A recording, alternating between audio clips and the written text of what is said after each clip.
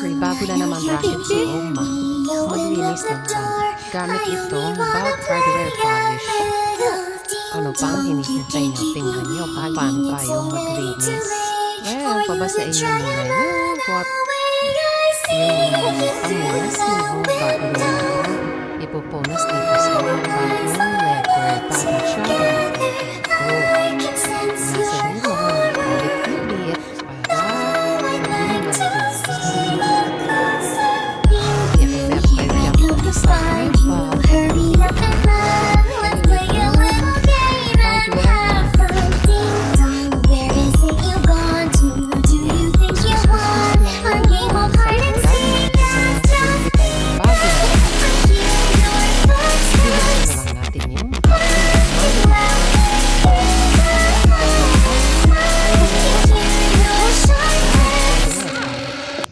Huwag kalimutan.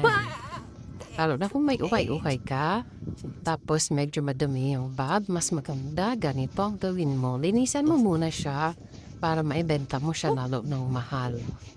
Bago mo siya ibenta. Kasi kapag malinis na, mas mahal na natin siyang maibebenta.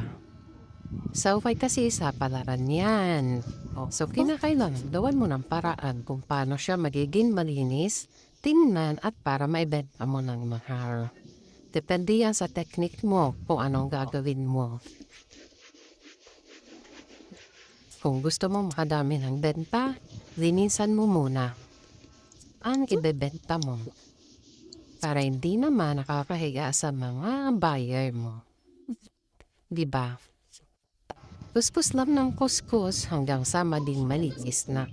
Sa negosyo kasi kinakailangan dapat matyaga ka at mapamaraan ka. Mag-isip kung ano ang mas maganda. At kung sa tingin mo mas itakaulad ng negosyo mo, syempre tyagaan lang talaga. Ayan. Pag na yan. Malinis na siyang tingnan. Mukha na siya ulit bago.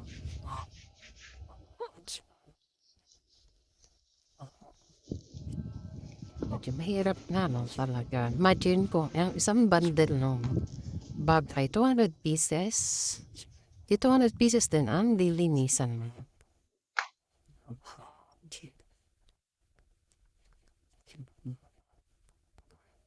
Diba? Kasi gusto magparinis ng bag, mag-PM lang po. Di po tayo naglilinis ng bag. Sariling bag nga natin, bira natin malinisan yan pang mga bag nyo. Bumili na lang kayo ng pang-polish o pang-linis na inyong bag. Para mas nakatipid kayo. Last.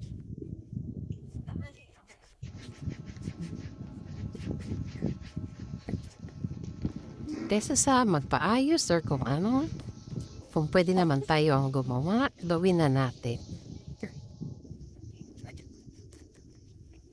Hindi ko stop sa ako.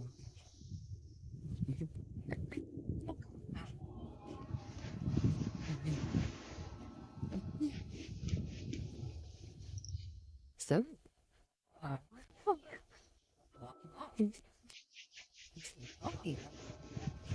ganyan lang ang ating gagawin. Tsatsagaan lang po natin ang paglinis. Kaya ano pa hihintay nyo? Mag-check out pa rin kayo ng ganito. Para meron kayong malinis na dahag. Diba? Parang ano, bago lang tingnan.